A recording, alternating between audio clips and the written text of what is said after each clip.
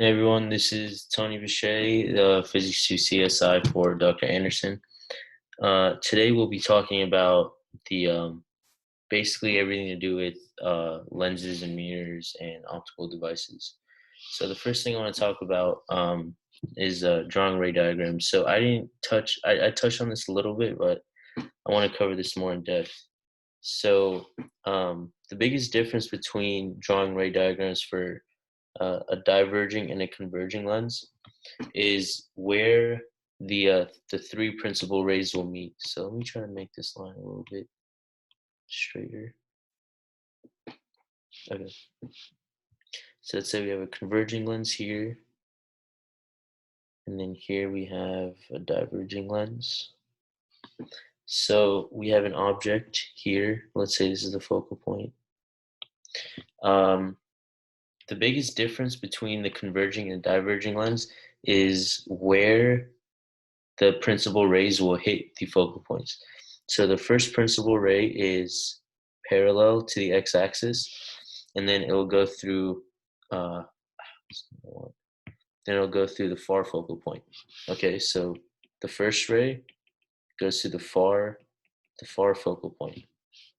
And the second ray is easy to draw, and the third ray goes to the near focal point, and then it'll cross here. So this is where our image is going to be. Now for the diverging lens, the principal ray is, of course, parallel, but this one will go through the near focal point. So that's the biggest difference. And then the second ray is the same. And then the third ray goes through the far focal point. So we want to draw this in a way. One second. We want to draw this in a way so that this can go through the far focal point. So let's draw a line, an imaginary line. And so we draw this imaginary here. Let me try to do this with a different color. So this is our imaginary line going through the far focal point. And then we draw a horizontal line right across it. And then this would be our image. So the first ray, excuse me, the principal ray for this one, the converging lens, goes through the far focal point, and then the third ray, this one right here, goes through the near focal point. Now the first one here goes through the near focal point, and then the third one here, the red one, goes through the far focal point. Okay, and we're gonna have to keep this in mind when we're drawing the ones for multiple lenses. I want to talk briefly on the human eye because this is basically where we're taking everything from here. So when the eye looks at a distant object, the lens flattens. So we have the cornea here, then we have the aqueous humor, and then we have our pupil, let's say, and then we have the ciliary muscles, and then we have this lens. So the lens doesn't necessarily the lens just moves the light in certain ways so that it can hit the retina. This is the retina. So when we're looking at an object far away, the lens flattens. So it goes from this to something like that. And what this basically does is increase the focal length so that we can view objects from far away. And the opposite happens with a close object. It curves, so it goes from something like this to something that's more bulgy. And you can try to understand why the lens does this. So a converging lens kind of like narrows light in, but a diverging lens kind of like diffracts it away. So if we're looking at something close by, we want it shown into the retina instead of deflected behind the retina. So this is really why the eye does this. Um, so just some numbers to keep in mind. The near point of the eye is 25 centimeters. And this is for healthy individuals. So there are um, like eye diseases, you could say, that have different near or far points. And the far point for a normal eye is infinity. Um, so something to keep in mind, the near point of the eye is the distance of the closest object that the eye can see. So if, for instance, you're myopic, which means you're nearsighted, you're going to have a different, the near point is going to be the same, but you're going to have a different far point. If you're farsighted, you're going to have a different near point than what is actually here. So the near point of the eye is the closest the closest distance that the eye can see. So I included a problem to talk about this. So this is myopia, which is the name for it is nearsighted. And what basically happens is so if you're nearsighted, you can only see things that are close. So you can't see things from far. So cannot see far. And so what really happens is, since the thing is too far away, the image that is formed by the retina, the cornea and the lens onto the retina is too far away. So when you can't see far, the image is formed far away from the retina, okay? So how do you fix this? What type of lens will fix this? We need a lens that will make light farther away from what it really is. And obviously this is a divergent lens, but this is the way I think about it. Um, if any of you have heard of soccer, um, so let me just write. I'll talk about this later. Let me just write divergent. So it kind of like deflects the light farther away from where it usually would be. And the opposite is true of hyperopia, which is farsighted. Um, so for individuals that are farsighted, the image that is formed is behind the retina. So the things seem super blurry when you're looking at them. So the way to fix this is to try to bring the light closer in than what it really is. So you use a convergent lens. So convergent. And this is the way I think of it. When you're farsighted, whoever plays soccer, you've heard of FC Barcelona or FC whatever. Um, so farsighted, use a convergent lens, and then just ND, just because those are the only two ones left. So farsighted, convergent lens, FC, and then ND, nearsighted, divergent lens. The only thing you really have to know is hyperopia is farsighted, and then myopia is nearsighted. So this is an example of a lens prescription question. So what type of lens are we going to need? What's the focal point of the length? What's the let me just read this. So the near point of someone's eye is 60 centimeters instead of 25. Okay, so this is the actual near point. Using the lens and mirror equation, find the focal length of the lens necessary to focus an image of an object 25 centimeters away from the lens on the near point. So let's first draw a picture. So let's say this is the eye. Okay, just a circle to make it simple. And then we want to find the focal length of an object that's 20. So the object says the object is 25 centimeters away. So we'll say this is 25 centimeters. And then we want to so the near point is 60 centimeters, okay? So this is the near point. And we want the object to form, we want the image of the object to form at 60 centimeters, okay? So the image will be, so this is going to be the image, I for image, will be 60 centimeters. So let's use our lens and mirror equation. So 1 over the focal length equals 1 over S plus 1 over the image. And so, that 1 over f equals, um, we know that the image is 25 centimeters away, okay, 1 over 25, but then the image is 60 centimeters. So now we have to think, do we use plus 1 over 60 or minus 1 over 60? And since the image is a virtual image, it's going to be negative. So we'll do 1 over 60 centimeters. And then let's try to solve 1 divided by 25 minus 1 divided by 60. Um, so we get f equals 42.9. And so the now we have to find, so the power is in, you guys know it's in units of diopters. It's given by p equals 1 over the focal point. So the focal point is 42.9 centimeters. So that means 1 over 42.9 is going to equal around 0.023 centimeters. Okay,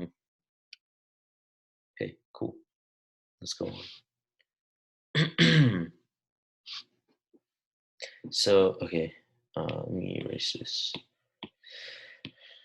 So, let's talk about multiple lenses. When you have multiple lenses, what do we do?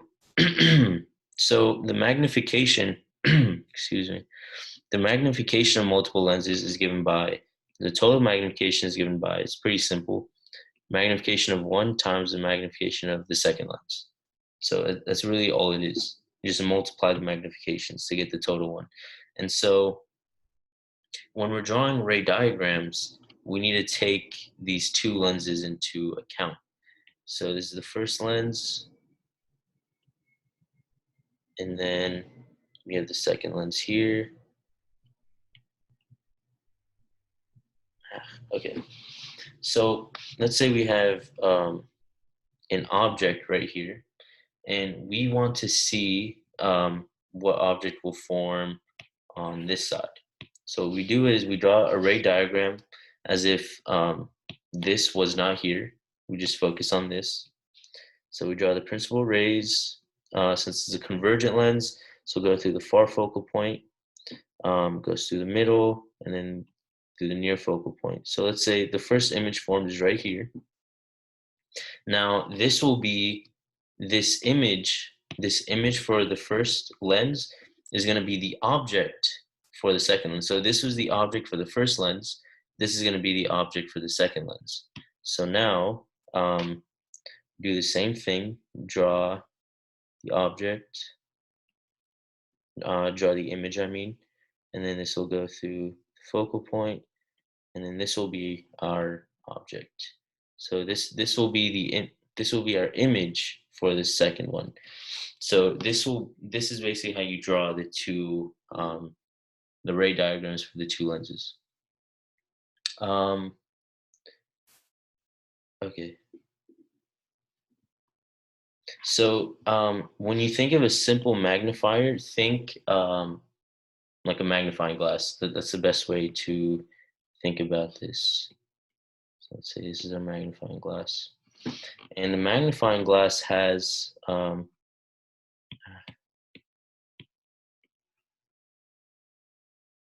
magnifying glass has a specific focal length, focal point, and our eye is right here. So this is our own human eye. When it's inside the focal point, we're gonna have a magnified image. So let's try to draw the ray diagram for this.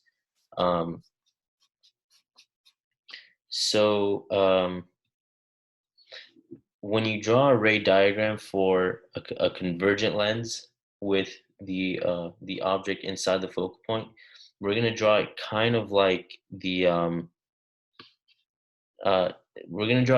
divergent lens, in the sense that we're like drawing imaginary lines. So this one goes straight through, then it goes, so this one goes through the far focal point, but then our image will be here, okay? And then this one will go through the middle, and then we just go straight up. So this will be our image for the the when an object is placed inside the focal point. So yeah, we'll have a magnified image here. Okay, so the main thing to keep in mind when you're drawing these type of focal points, when you're drawing these type of ray diagrams, is that again it's going to be like we're going to act like it's going through the far focal point, but we're going to have an imaginary line coming out. So apart from simple magnifiers, we have compound microscopes, which are two lenses. And it basically, it's the same thing that we've been seeing. So this is the object, forms an image, and then this image is going to have another image.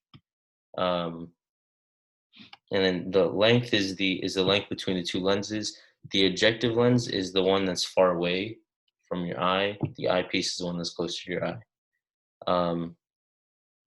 So let's try this question real quick. So a red blood cell is 8 micrometers in diameter. Assume that a cell is located 4.1 millimeters away from a microscope's objective lens, which has a focal point of 4 millimeters. Where does this lens produce an image, and what is its magnification? So we want to see where's the image is produced and the magnification. So what exactly is the magnification of this first image? So what equation can give us this? We have two. We have negative s prime over s, or h prime over h. So since we already have this location, this s prime, we just need to solve this s. We just need to solve for s prime. Okay, so we have this already. We just need to solve for this. So let's put it into our equation. 1s plus 1s prime. So note the focal point is, it's 1 over 4. We know what this image distance is, 1 over 4.1. We just need to solve for the image distance. And so let me do this real quick. You guys can do it along with me. And I got that s prime equals 164 millimeters. Okay. Let me check real quick if that's right.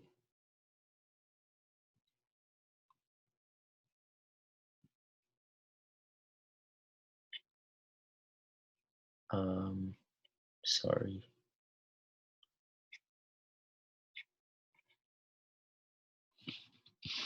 Yeah, so yeah, S prime is going to be 164 millimeters. And so we get that S prime over S is going to equal 164 over 4.1. And so that gives us around 40. So the magnification is, I'm sorry, negative 40. So our magnification is negative 40. And so this is our magnification for the first one. Now it tells us that the focal point of the second eyepiece is 2.5. What is the angular magnification of the eyepiece? So what's the angular magnification of the entire eyepiece? Well, first we need to figure out, so the angular magnification of the eyepiece and the total magnification. So how do we figure out the angular magnification of the eyepiece? We have an equation to give us this. It is 25 centimeters over f, shown right here. So we know the focal point, so 25 centimeters over 2.5. That'll give us, that's 10 centimeters. So now this magnification, so not centimeters, just 10. So the magnification for the eyepiece is 10. Magnification for the first one is negative 40. So when we put these together, the total equals the small m1 times m2, which is going to equal negative 400. So the total magnification of this whole thing is negative 400. Cool. So let's go on to resolution. So resolution is kind of self-explanatory by definition. It's kind of being able to distinguish between two different things. Okay, that's a general definition. Um, Now, when it comes into the realm of light, we have to use Rayleigh's criterion, which, as it says here, it tells us whether or not two nearby objects can be independently resolved. And so, what do I mean by this? So, the distinct points, so let's say two maximas of light, are just resolved when one maximum falls on the minimum of the other. So, we saw from the single slit diffraction that the maximum looks like this. Then we have smaller pieces of light. This is the first This is the first minimum of this first light. Now, in the maximum of the second one, let's say it falls directly on this, then these two are just resolved. Okay, if the maximum is anywhere before this first minimum, it's not just resolved. So we have we have two formulas that will help us determine the angle at which this is just resolved. So if we're looking through a single slit, the angle ah, the angle that will tell us whether or not this is just resolved is dependent on the wavelength of the light and the width of the slit. Now, if we're looking through a circular opening, it will be the wavelength over d, which is the diameter of the opening, and this will give us the angle for which this these two light waves are just resolved. So you guys have your midterm on Friday. Please, please, please come to my office hours Tuesday and Thursday, 2 to 3 p.m. Or if you're shy, you can email me. But either way, I really just want to help you guys get the best score you can. And yeah, please use me any way you can. And thank you guys for watching.